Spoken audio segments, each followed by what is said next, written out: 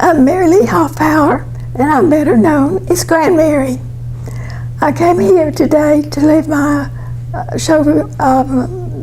give you an idea of my life and my voice, so that my children and grandchildren and future great-grandchildren will know me and have an idea of what I was like in my kind of life, and they would have a record of it forever.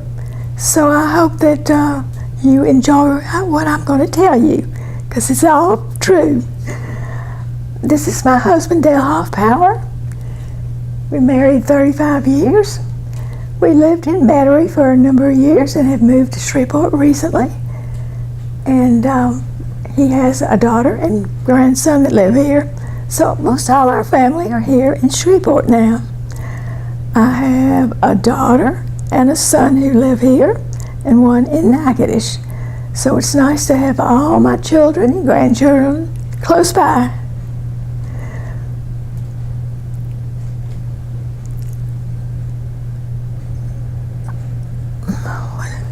Well, I was going to ask me a question. I was waiting for a question. Can I stop it? Well, no, but I can edit it. That was very good. Now we're going to ask you a few questions. Yeah. The first question I'm going to ask is, Mary Lee, that's a very neat name. Where did you, who are you named after? My name is quite special to me because I was named after both of my grandmothers, Mary and Leona. But my mother changed it to Lee. She felt like maybe Leona was a little bit too old-fashioned for that time to be named, and I might be teased in school.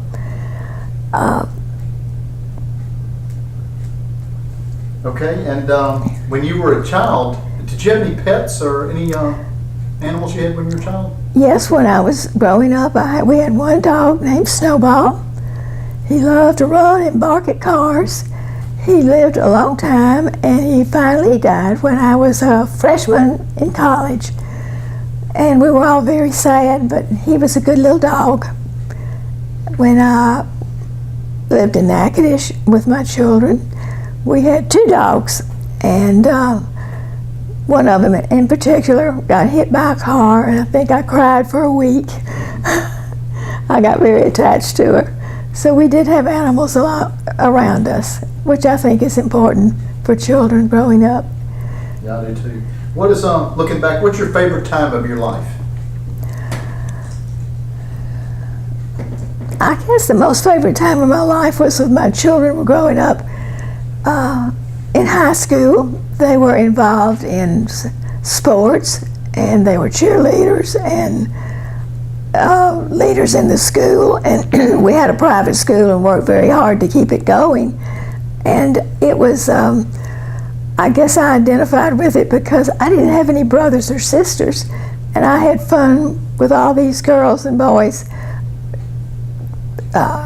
playing ball and going places and being busy, and my house was kind of a hangout, and they liked to come there, so I liked that idea too. So it was fun, and I loved watching them grow, and was glad that they all loved my home and were relaxed enough and to come there anytime and eat some cookies. Yeah, you were the original Kool-Aid mom. So. Yes. Well, a great time for most people is around the holidays. What's your favorite holiday? Favorite holiday always is Christmas. I love to decorate and do so maybe overboard, but when we lived in Natchitoches, they have a special festival there, and Christmas is even bigger in Natchitoches, and so it encourages you to decorate your house inside and out. But I do love it, and it's very fulfilling to me. It's a way of expressing myself, I guess, my creativity. What would you say, what would you like to say to the ancestors you've never met, you will never meet, your great-great-grandchildren and their children? What would you like to say about this time of your life? I was very blessed to have a wonderful life. I had wonderful parents, they treated me well. I went to summer camps. I went on trips. I had clothes and was very spoiled. But I guess the thing I've learned the most in life is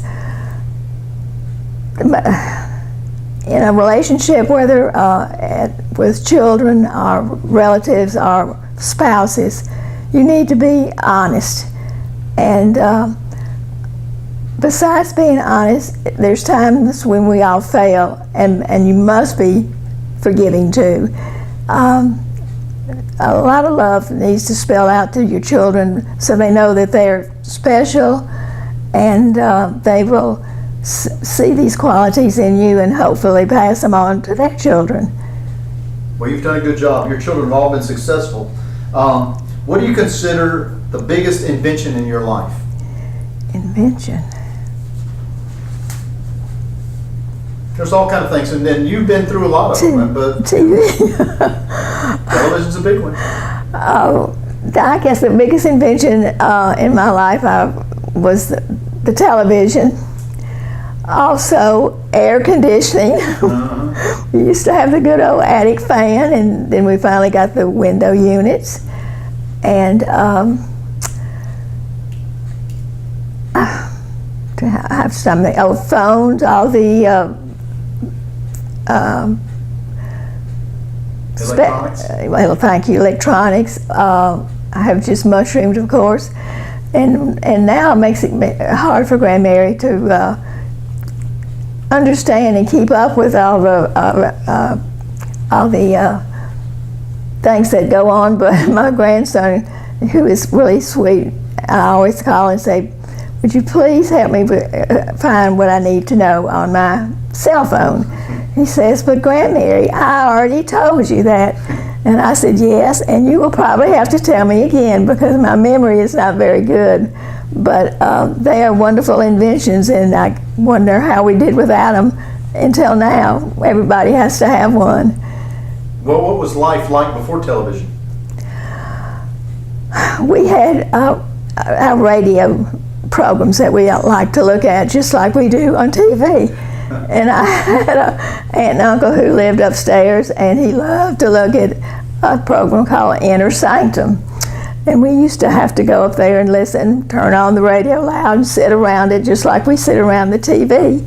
And it was just part of our lives. My dad loves music, so we played a lot of records. And I guess those were our pastimes. And then just really visiting with each other. We talked more in those days than we do now.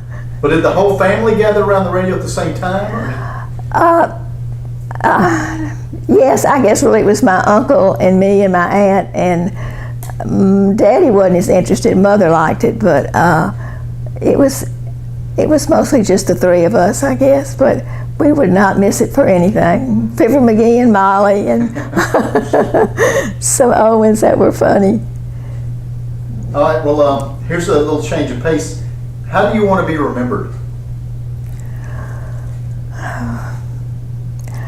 I'd like to be remembered as somebody who was a family person, who believed in togetherness and sharing and loving each other for what each one is, an individual. We're all different. And to be honest and loving as long as you can, and have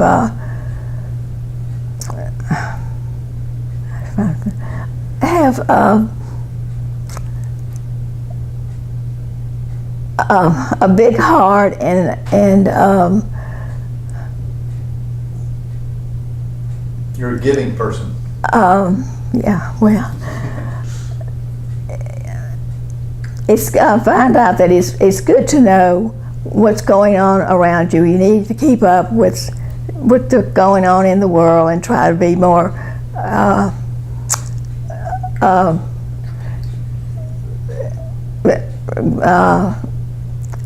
involved in the community? Give- involved in in your community and in the world and what's going on, and not be so small that you can't embrace what's going on around you, and to be giving to community, not only for people who need help, and therefore make everybody's life a little bit fuller and less painful, as some people have to suffer nowadays. Yeah, I like you're thinking about these. These are pretty good questions. Here's another one you might have to think about a little bit. If you could change one thing about yourself, what would you change?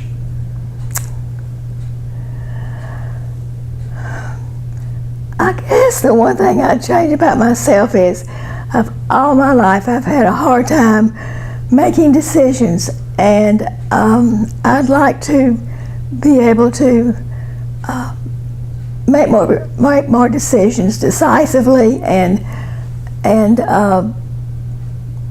feel more confident. I don't have the confidence I'd like to have. Yeah, well, nobody can tell that about you except for you. What do you think the key to happiness is? The key to happiness is always of giving of yourself to those you love and people that you can help. It's giving is much more rewarding than receiving, and it's an internal and emotional thing that I wish more people had, because I probably would be a better world now if people were more in tune to each other and willing to help.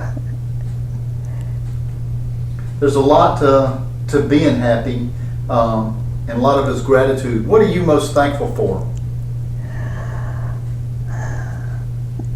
I guess I've always been most thankful for my parents, of course, but my children. I'm so proud of them. They've all done so well, and they have good hearts. They're smart. They're an asset to our family and to the community, and they have lots of friends and are valued not only by us but by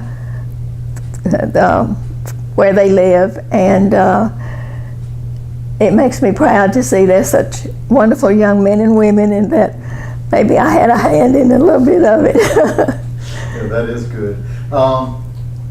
Here's a good question. I'd like to get your thoughts on it.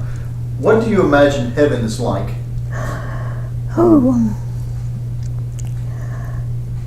I guess I've always thought about, I know God loves all of us, but there's special things I think He likes. And one of them is, I feel like He loves music.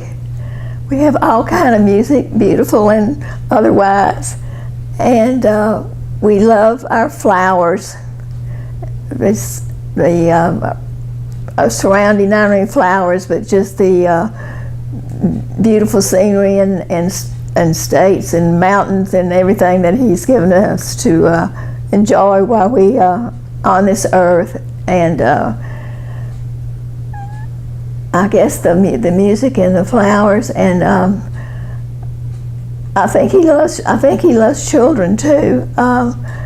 He has a special place, I think, for them, maybe particularly when they're younger. But he just will be nice to see all of our friends and relatives that are gone and be reunited with them. That's really special. I guess we all consider that a priority, to be reunited with our parents and friends.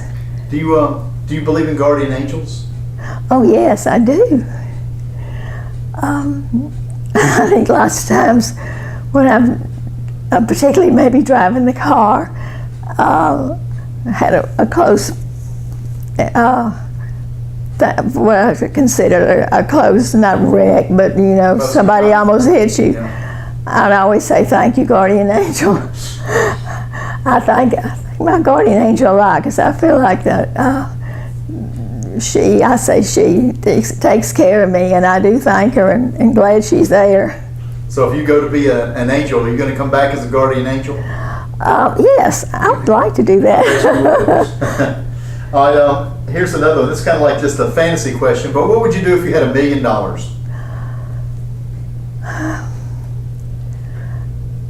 I guess Dale and I have always liked to travel, but haven't been able to afford extensive travel. And I've always thought it would be wonderful to get my children together and go on a cruise together. I have several friends who have that advantage of being able to take their children and all go together. And I think that would be really fun to get them all on the same ship and tour around and be together and enjoy all these beautiful places that we would like to go see. That sounds like a lot of fun. Well, that's the last of the questions. Is there anything you'd like to say to your great-great-grandchildren and their children and at this up? Yes. Grandchildren are wonderful, and I do have a great-grandson now, too. Just stay together and try to love each other. You may be separated in different parts of the country, but try to please keep up and keep that tight-knit togetherness, because our strength is in family, I think. And I wish I could be there to meet you, and I hope you can see by this tape that a little bit about how I am and what I believe in and what I wanted you to know about me. And I wanted to tell you that I love you, and I hope someday that we'll get to meet. But goodbye, and thank you for listening to me. I'm Grand Mary, and I forgot to tell you about Mama T. Mama T is my mother, who is now, she was very special to all of us, and she's gone now, but she is very real in our life, and she was a tiny little thing. That's why they called her Mama T, and we loved her dearly. And I love my Grand Mary name too. My daughter Kathy was the one who thought about what to call me when Matt was born. And but stay close and don't lose touch. And remember that I love you and that you need to love each other too.